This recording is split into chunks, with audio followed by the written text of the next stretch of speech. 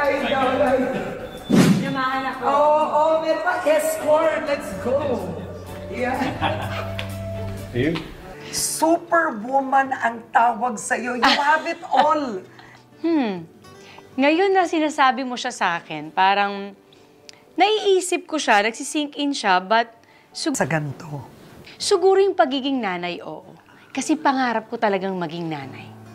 Di ko alam, bata pa ako, siguro yung kinalakihan ko, hindi ganun ka-perfect, hindi ganun sa iniisip ng mga nakakarami o may pamilya o bata. Kasi parang ako, inisip ko, sabi ko, pag ako lumaki, isa lang yung pangarap ko talaga dati, gusto kong maging nanay. At pag naging nanay ako, I'll give the 100% sa lahat ng makakaya ko.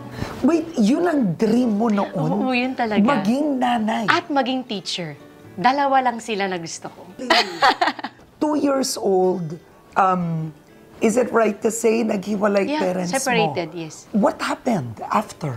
After nun kasi lang dalawa, siguro hindi na sila magkasundo. Parang siguro hindi ito yung mundo nila together. So, nagkasundo sila na ako ay papaalagaan kay nanay, kay lola. Oo. Si mama kasi mga panahon yan, parang sobrang hardworking mami. Parang sabi niya, bata pa ako doon, pero sa bawat uuwi siya, sinasabi niya sa akin, ginagawa kong lahat to para sa'yo. Gusto kita magkaroon ng magandang trabaho. So, ang nakita niya opportunity sa kanya ay mag-abroad. Para mapag-aral ako, mabigay niya kompleto sila. Parang sabi ko, hindi ganito yung gusto ko. Pero pag pinaparealize ng lola ko na parang ganito talaga. Isa siyang palaging sinasabi sa akin na never kong nakalimutan. Sabi niya, anak, never ka magtatanim ng sama ng loob mo sa mga magulang mo kasi you will never be successful kapag ganyan ang point of view mo sa buhay. Pero wala kang sama ng loob? Wala eh. Even with your dad? Wala. Kasi siguro hinubog ako ng lola ko na ganun yung perception na kailangan kong intindihin, na hindi lahat naaayon sa gusto mo. May mga bagay na nangyayari na hindi mo inaasahan, pero after all, in the long run, magiging maganda yung resulta. But your dad had another family? Yes. Oh.